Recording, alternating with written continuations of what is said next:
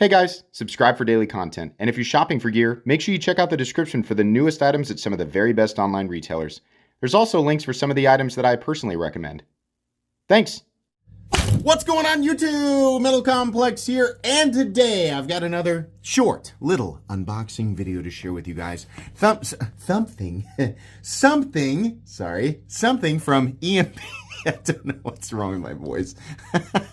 Something from EMP EDC. There are a handful of companies that I allow to send me stuff basically without saying that they did. And they reached out after they had sent it, right? But EMP EDC is absolutely a company that is allowed to just send me things because they make incredible stuff. Stuff that people are interested in, and stuff that kind of fills a little bit of a void, I think, in part of the knife world. I know what this is. It said on the outside of the box, but we're going to check it out because everything that I've experienced up to this point for this category of item through EMP has apparently been a prototype. So they want me to handle a finalized production version of this knife. I don't know if this knife is available. I will link it down in the description so that you guys can check it out. This is not a review. This is absolutely not a review. It's just an unboxing and first impressions. So that's the style of video you're going to get. I don't expect anything hyper technical here, but I will give you my thoughts. Thanks so much to EMP EDC for sending this in. Thanks to my patrons for supporting me. Make sure your notifications are turned on for the Metal Complex YouTube channel. All right. Who's the OEM? We don't know. The piece of paper literally said that they signed they had to sign an NDA, which is not a reason to point the finger at Knoll. It's a reason to point the finger at those OEMs who do that. I don't know why they do that. I think that's weird, but they do. So anyways, this is the EMP EDC Pulse OTF in Magna Cut 63 to 64 HRC. This was made in 2026 and the third run. Sorry, my nose is running. I think I've got some allergies. So this is a full-on production piece, and it's crazy. Let me say this. It's crazy to me that every other version that I've ever handled has been a prototype because they all legitimately feel like not just finished products, but like hyper-polished finished products. I've always enjoyed EMP EDC stuff. Some of their stuff is made in the USA, and some of it is made in China, and it's all been fantastic, whether it's made in China or USA. I'm going to guess the fact that they had to sign an NDA with an OEM means that this is one of the ones that's made in China, but they usually specify on their website. Either way, I'll have the appropriate links there. Look at this cool wavy texturing. That is awesome. And then we have, oh, whoa! Is it purple zircotite? Like it's very specifically zircotite, but like a purple anode. That's something that I have started to see is like 1 to 2 color anode specific Damascus. For a long time, all titanium Damascus, whether it was Mokatite, Zircotite, white Damascus, whatever, it was, a lot of it was the same, mostly blue, hints of orange and pink, right? I mean, like that's what we were seeing, mostly light blue. And here lately I've seen like, you know, green specific, like on that Herman, we had that Damacor Herman that was like green specific black Damascus. I've seen gold specific black Damascus actually from EMP EDC, which I think is really cool. You guys need to keep doing that. A lot of companies need to figure out how to do that. But this is the first time I've seen it highlighted in purple, and you know, you think about how they do this. It's a couple compositions of titanium that are different compositions that anodize at different rates, and so we get these different colors, and then you can mix in like zirconium or whatever. But maybe when you mix specific types of titanium, or you just use one in the layer, then you anodize it, then it all anodizes the same color. Is how I assume that would work, right? And there's probably ways to tweak it, this or that. If you use two extremely similar types of titanium, then you still get the different patterns, but they're there within the same color parameters. I don't know, but I wish that more companies would do this. I think it's really neat for people who would want it. The texturing is nice. It definitely does create meaningful traction. I know there's already a bunch of people saying shut up and open it. That's my fault, guys. Very cool. This is I don't know what the blade steel is here. Here's the blade steel. This is what the blade steel is. So this has like the I guess I'm gonna call this a Wharncliffe. It looks like it almost looks like the hard edge from Microtech, but it's obviously not sharp up here. But yeah, it's like a cleaver, which is really cool. So right away, I'll tell you this: the action is stupidly snappy. This is about as satisfying as it gets for a dual action OTF, and the power also feels really nice. Another thing I want to comment on is that the amount of blade play is incredibly minimal. It's essentially it's almost nothing. Like, it has a little tiny bit, but it's so much better. I just think back to, like, even what I considered acceptable from Microtech, like back in 2014, 15. Like, this is so much less. It's crazy. This looks to be a DLC. I would not be. Oh, you know what? You know what's stupid? It says on the card what it is. In fact, I read it, so I'm sure that when I went like this, I'm sure I put something funny up on the screen to make fun of myself for forgetting immediately that I already read off the blade still. So, anyways, DLC. My brain gets ahead of me. And then I forget things.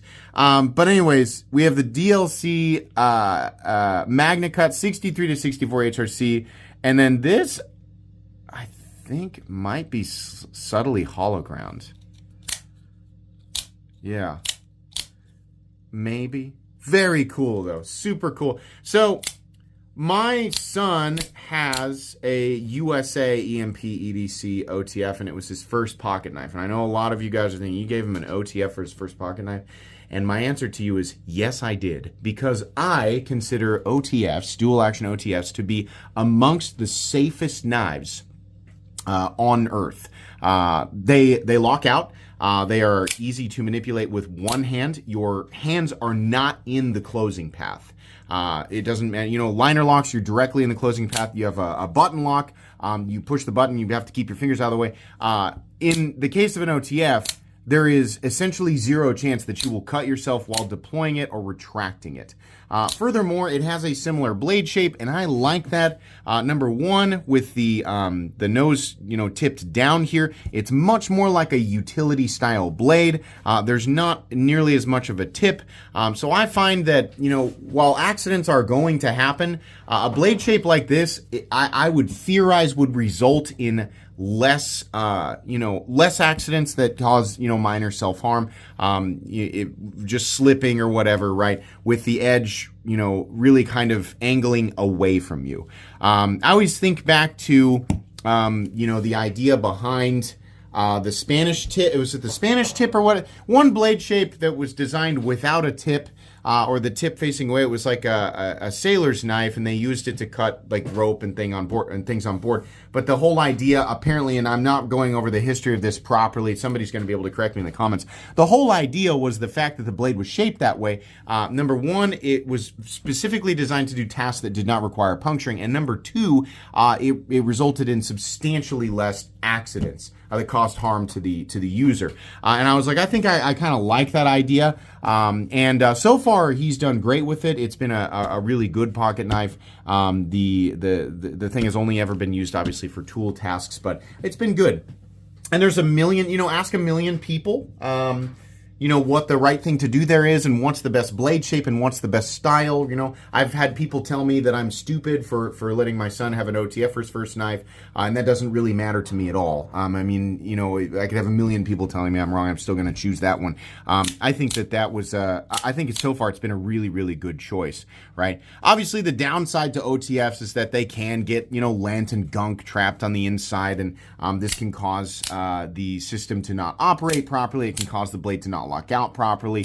It's important to, of course, keep some REM oil. Coat your blades and your OTFs specifically in REM oil because of that type of lubricant and how beneficial it is for something like an OTF. All knives, locking or non-locking, have pros and cons, advantages, disadvantages, right? So it really just depends on everybody's individual, preferences and perspectives and what they think is right for themselves or somebody else. My final, thoughts on this specific knife, this being a production EMP EDC, is that it's incredible. This is exactly what I expected it to be, an absolutely amazing OTF.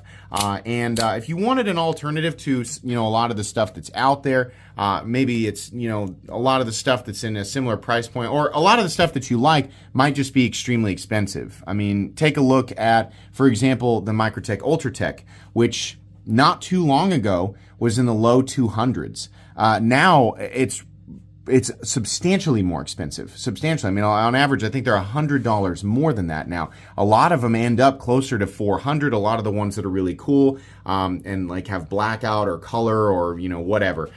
This is an opportunity, for a lot of you to get a super utilitarian and very reliable OTF that is made incredibly well. In a material like MagnaCut, and in this case DLC coated with a cool pocket clip, and they're going to be expensive, but they're still going to cost substantially less. So I like that EMP EDC does this, makes some of them in the United States, makes some of them in China. I think that's fine. This does also appear to come with an additional pocket clip, just the standard black, and then probably also the switch there, so if you wanted to take that off. So it sounds like either they sell the additional hardware or they give you an option to do something, kind of fancy, which is really cool. I like this a lot. I'm going to be keeping this one because, truthfully, eventually my daughter's going to need a pocket knife. And I think that the same idea will apply. So this is neat. Maybe I'll just hang on to this one for her. But I love these. I think they're awesome. And if you get if you get an opportunity to get your hands on one, I think that you will really enjoy it too. Because this is a production variation and all the other ones that I've handled were prototypes, I guess I will go ahead and review this knife, so you can expect a full review of this knife somewhere down the road. Thanks so much to EMP EDC. That's going to be it. Please make sure to follow me on Instagram at metal_complex. If you enjoyed this video, leave a like. If you'd like to check out my other content, I do of course have lots of videos of knives that are either expensive or inexpensive that I do or don't like, so check those out. And if you enjoy all my content, go ahead and click on that Metal Complex logo right there and subscribe, because there's definitely more coming. Thanks again for watching, everybody, and have a great day.